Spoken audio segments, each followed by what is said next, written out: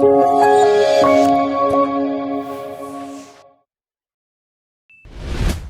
memori, hard drive, keyboard, mouse, atau bahkan modem.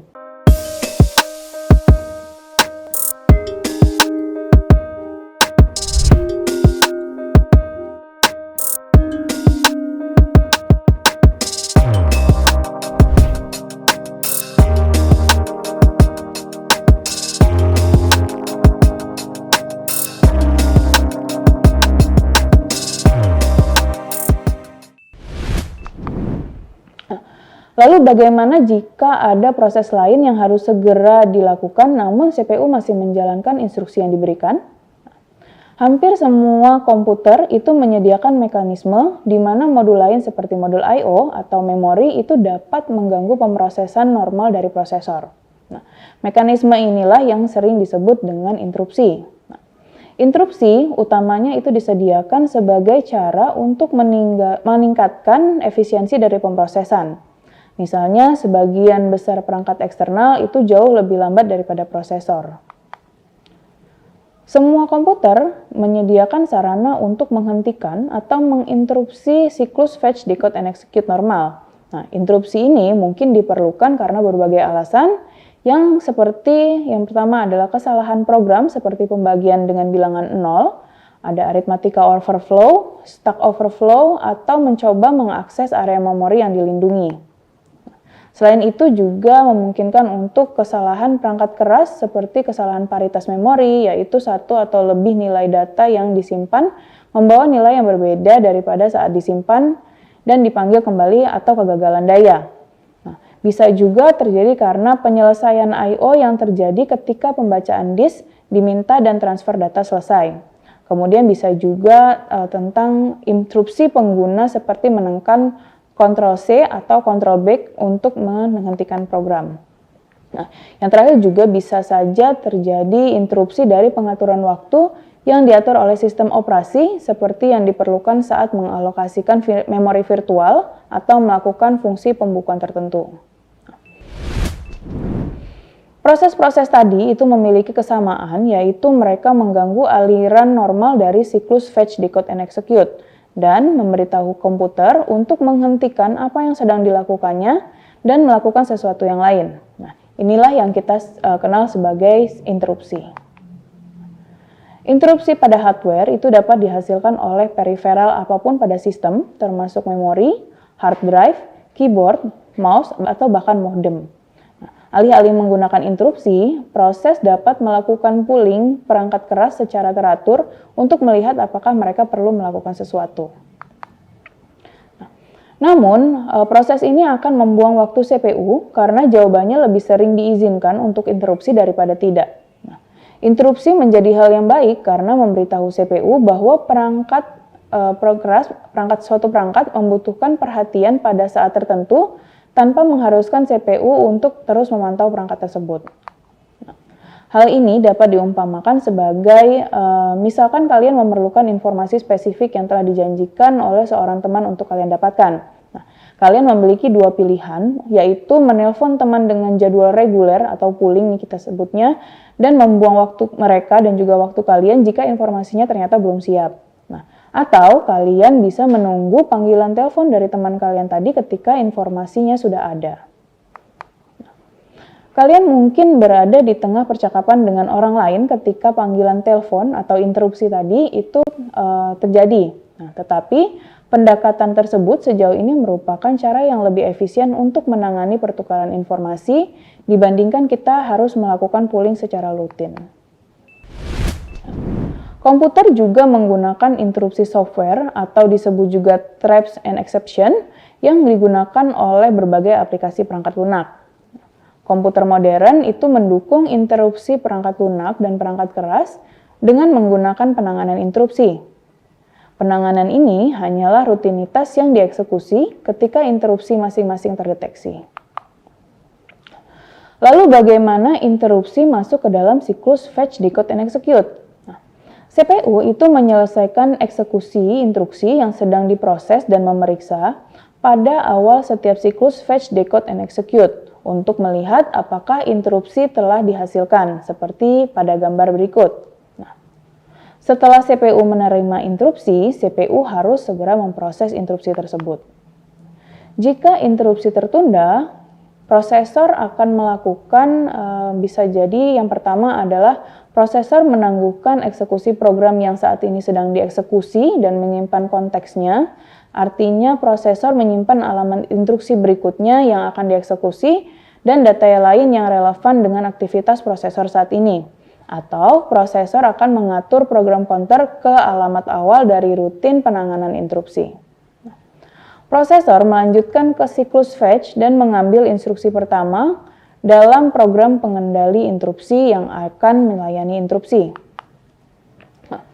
Program penanganan interupsi itu umumnya merupakan bagian dari sistem operasi. Biasanya program ini menentukan sifat interupsi dan melakukan tindakan apapun yang diperlukan. Handler itu menentukan modul I/O mana yang menghasilkan interupsi dan dapat bercabang ke program yang akan menulis lebih banyak data ke modul I/O tersebut. Ketika rutin penanganan interupsi selesai, prosesor dapat melanjutkan eksekusi program menggunakan pengguna pada titik interupsi. Detail dari blok proses the interrupt dapat kalian lihat pada gambar berikut. Proses ini dimulai dari CPU mendeteksi sinyal interupsi. Sebelum melakukan hal lain, sistem menunda proses apapun yang sedang dijalankan dengan menyimpan informasi status dan variabel program. ID perangkat atau nomor permintaan interupsi dari perangkat yang menyebabkan interupsi kemudian digunakan sebagai indeks ke dalam tabel vektor interupsi yang disimpan dalam memori yang sangat rendah. Alamat dari rutin service interrupt ini atau ISR itu diambil dan ditempatkan ke program counter dan dieksekusi dilanjutkan siklus fetch, decode, and execute dalam rutinitas layanan. Setelah layanan interupsi selesai, sistem mengembalikan informasi yang disimpannya dari program yang sedang dijalankan saat interupsi terjadi, dan eksekusi program dapat dilanjutkan kecuali interupsi lain terdeteksi. Sejauh ini pembahasan kita hanya berfokus pada terjadinya satu interupsi. Lalu, apa yang terjadi jika terdapat interupsi ganda? Bagaimana prosesor menanganinya? Misalnya sebuah program mungkin menerima data dari jalur komunikasi dan hasil pencetakan. Printer akan menghasilkan interupsi setiap kali menyelesaikan operasi pencetakan. Controller jalur komunikasi akan menghasilkan interupsi setiap kali satu unit data tiba.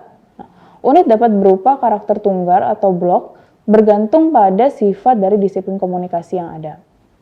Bagaimanapun, interupsi komunikasi mungkin terjadi saat interupsi printer sedang diproses.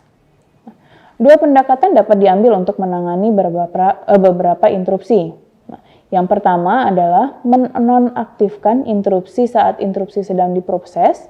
Jadi interupsi yang dinonaktifkan berarti bahwa prosesor itu dapat dan akan mengabaikan sinyal permintaan interupsi yang baru. Jika interupsi terjadi selama waktu ini, biasanya akan tetap tertunda dan akan diperiksa oleh prosesor setelah prosesor mengaktifkan interupsi kembali. Jadi, ketika program pengguna dijalankan dan interupsi terjadi, interupsi segera dinonaktifkan. Setelah rutinitas penanganan interupsi selesai, interupsi diaktifkan sebelum melanjutkan program pengguna, dan prosesor memeriksa untuk melihat apakah interupsi tambahan telah terjadi. Pendekatan ini bagus dan sederhana karena interupsi ditangani dalam urutan yang sangat ketat. Namun, kelemahan dari pendekatan tersebut adalah tidak memperhitungkan prioritas relatif atau kebutuhan kritis dari waktu. Misalnya ketika input datang dari jalur komunikasi, mungkin perlu diserap dengan cepat untuk memberikan ruang bagi lebih banyak input. Jika input batch pertama belum diproses sebelum batch kedua tiba, data mungkin saja hilang. Selain mengabaikan interupsi lebih lanjut saat memproses satu interupsi, pendekatan ini juga memungkinkan interupsi juga tetap tertunda dan diperiksa setelah interupsi pertama diproses atau interupsi ditangani secara berurutan saat terjadi. Pendekatan yang kedua itu adalah menentukan prioritas untuk interupsi dan mengizinkan interupsi dengan prioritas lebih tinggi itu menyebabkan penanganan interupsi dengan prioritas lebih rendah menjadi terganggu dengan sendirinya. Pada pendekatan ini, interupsi berprioritas rendah itu dapat diinterupsi oleh interupsi dengan prioritas yang lebih tinggi. Kemudian, ketika interupsi dengan prioritas lebih tinggi tadi telah selesai diproses, maka prosesor kembali ke interupsi berikutnya. Nah, pada pertemuan kali ini, kalian telah mempelajari cara kerja CPU, serta siklus instruksi dan juga siklus interupsi. Di pertemuan selanjutnya, kita akan membahas tentang control unit yang merupakan salah satu elemen dari central processing unit. Sampai sini dulu pertemuan kita. Jangan lupa kerjakan aktivitas-aktivitas pada pertemuan kali ini di Spada. Selamat belajar. Wassalamualaikum warahmatullahi wabarakatuh. Terima kasih sudah menyaksikan video pembelajaran ini. Jangan lupa like, komen dan subscribe, serta nyalakan tanda loncengnya agar kalian tidak ketinggalan informasi update lainnya.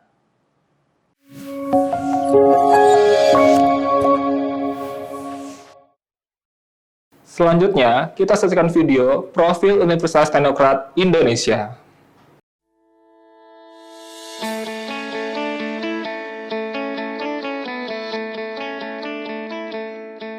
Lampung, the Treasures of Sumatra, is a province that becomes the gateway to the Sumatra Island. Lampung has 2 municipalities and 13 districts, consisting of 234 sub-districts.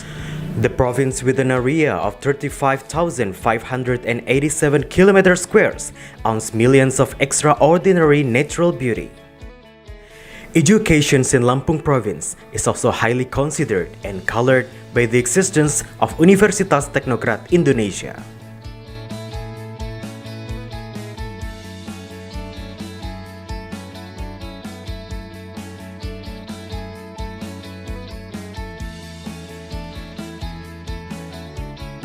Universitas Teknokrat Indonesia has 3 faculties and 12 study programs.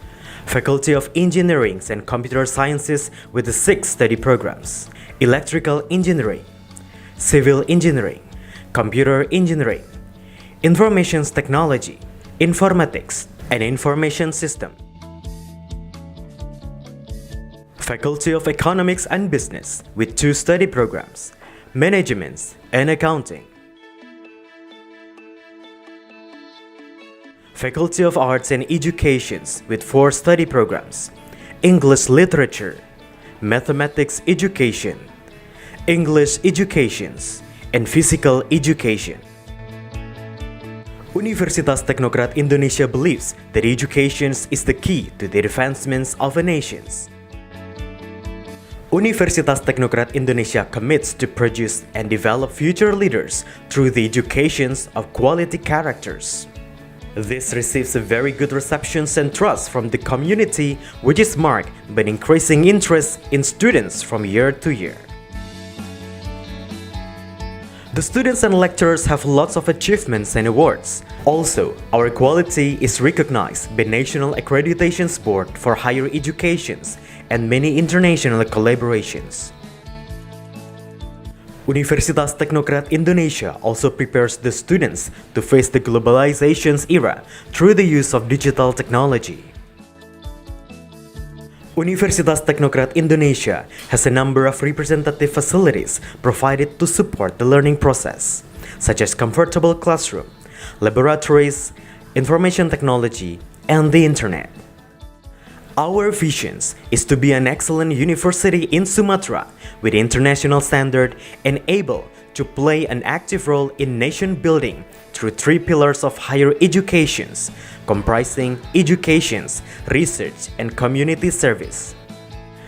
We have graduated outstanding students who can be accepted in state agencies and other large companies. At Universitas Teknokrat Indonesia, the students and lecturers are encouraged to create and innovate by creating products and services that benefit the community through research activities and community services. In an effort to achieve its visions and missions, the academics of Universitas Teknokrat Indonesia are guided by the organizational culture values of discipline, quality, creative, and innovative. To support the quality of learning processes, we have very complete and sophisticated facilities, including digital-based smart classroom, hotspot in campus area, sport facilities, auditorium, and students' hall. Come and be a part of us, the Campus of Champion, Universitas Teknokrat Indonesia.